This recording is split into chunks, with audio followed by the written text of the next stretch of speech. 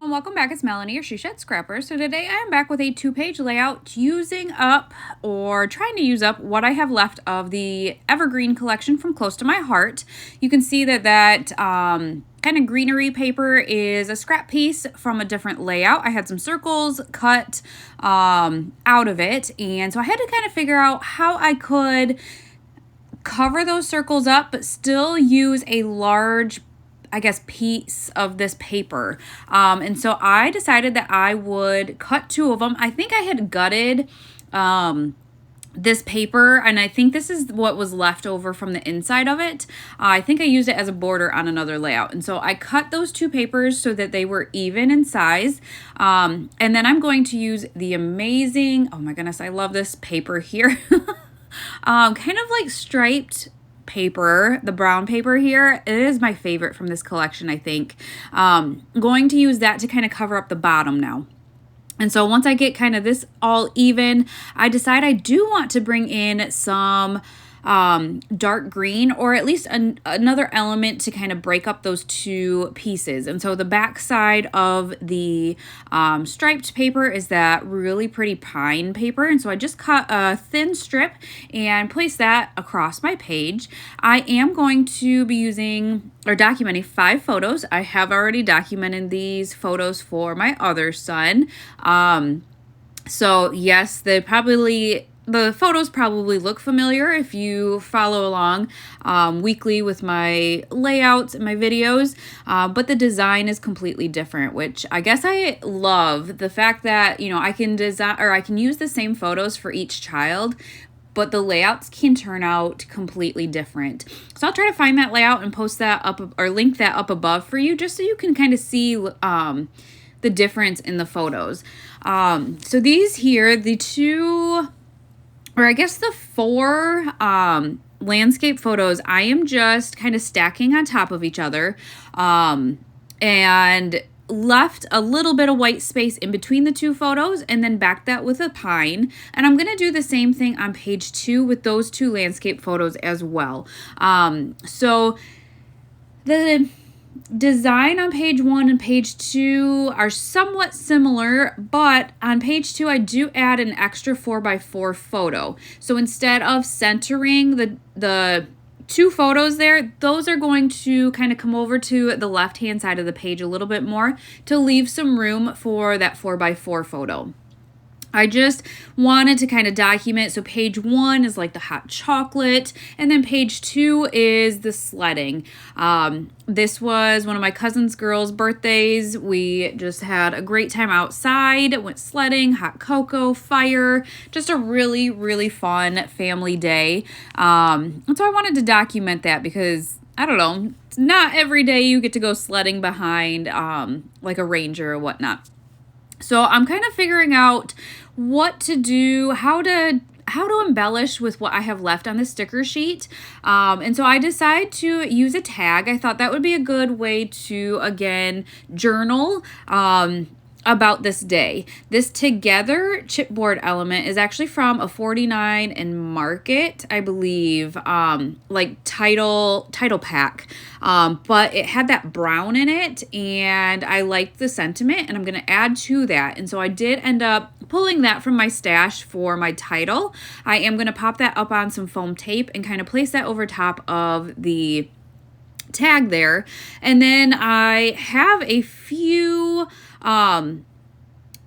pieces, I guess, of like twine or whatnot that I have accumulated, and that one just worked out really nice. It was thicker, longer, and it just helped kind of fill in that space to the right of those photos. So here, I guess I don't double back the 2 larger photos on page 2. They are probably on French vanilla. That is the color of in this collection, not white daisy. So they're probably on the French vanilla, and I felt like that was enough of a difference in color with that busy background that I didn't need to back that again, but I did double back the photo, the 4x4 photo. So I did finish off my title. Those smaller alphas are from my stash as well. I just said together is better. And then I snuck in a snowflake flare from Scrap and Happy Studio. Those have been matching perfectly with this collection and the Gnomes for Winter collection as well. So I've been trying to use those up.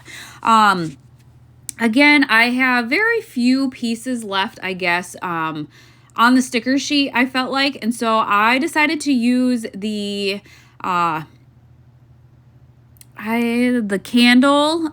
Doesn't really have anything to do with my photos, I know, but it was a large piece and I liked the way that it filled in that gap there. I did have a scrap piece of this paper here. I think it's the back side of the greenery piece, but there were these kind of snowflake looking things. They're green, I think, so that's why I'm like hesitating if they're snowflakes or not. But I did punch those out in a circle. Instead of throwing them all away or like a scrap piece, I had enough that I could cut out or punch out and use those as embellishments. So there was half of one I snuck behind that candle piece, and then on the sticker sheet there was a circle with a heart cut out. I snuck that down there as well. And then I decided to go to the embellishment die cuts here. You can buy these separate so you don't have to get the whole kit, or I don't know, if you just wanted these to go with a different collection, that's perfect. So the French vanilla ones, I decided I was going to blend with different inks so that they, I don't know, just to give the layout some more color as well. So I did just kind of grab the inks that I thought would match and just blended those with my blending brush there. I didn't make you watch the whole thing. I do have like a sage, a pine, and then like it's supposed to be the acorn, the color in the collection, but I have a distress oxide that kind of matches pretty well. And then there are pine cones, and I thought I was going to use a lot more than I actually do, but I am not going to lie, I don't love backing pieces like this. If it's a large cut file, like I really don't enjoy it. And so I did end up using this one pine cone and backing that with just some French vanilla, I think, so that it would pop a little bit more.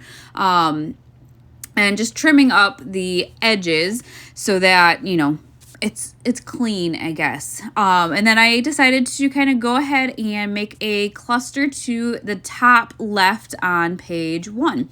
So I am using the pine cone, and then I did actually, there was like a sprig that I blended with some pine ink. That was from that embellishment, those embellishment die cuts as well. So I blended that pine, placed that behind the pine cone, one of those, we'll call them snowflakes that I cut out or punched out, and then finished it off with one of those, I'm going to call them stars. They're kind of snowflakes, kind of stars, but finished off that cluster to the left with one of those, and then decided kind of to play around with the top right of page 2 as well to see kind of how to fill in that space with what I have left. I did add a smaller circular sticker to that cluster on page 1. Some of them, I think that said joy, peace. I can't remember what, there was a third one, but I think I might have used that on a different layout. So again, on this cluster here, just kind of spacing out what I have, those stars, some circles, and then I ended up having another star left. So I kind of wanted to use up a majority, I guess, of what I have. So I found that other snowflake that I had punched out, and so I did sneak that in, move that pine cone circular sticker down a little bit to fill in that space kind of entirely. Then I wanted a third embellishment cluster on this page as well, and there was this little house, but it was French vanilla, and it was going to be sitting on French vanilla cardstock, and I wanted it to stand out a little bit. Note to self, I need to clean my brushes better. So that is one thing I need to get better at doing. I started out, I think, with mink. I just wanted a subtle blending behind it, but that ended up turning yellow because I didn't clean it enough, and then the sage didn't really cover it enough either, and so I ended up with pine blended under there. So yeah, make sure you clean your brushes out better than I do. I end up adding one of the, I'll call it craft paper embellishments. It looks like a stamp, but again, kind of wanted to, the pine was too much for me. Didn't love it at that point. And so I ended up using that stamp just to kind of an extra layer, but also to cover up some of that blending mishap. So I did add one of those stars, or a couple of those stars, to that house cluster as well. And that is going to finish that off. I do have the like enamel dots from the Silver Bells collection, and I believe I scattered those throughout the clusters as well. There's kind of like a charcoal color, a white sparkly color, and maybe a goldish color if I remember correctly, but I will link both of those collections down below if you are interested, and the gnomes for winter collection, because all three of them are going away at the end of the month to make room for new collections in January, so stay tuned for those. I hope you guys enjoyed this layout, and we will see you next time. Bye guys.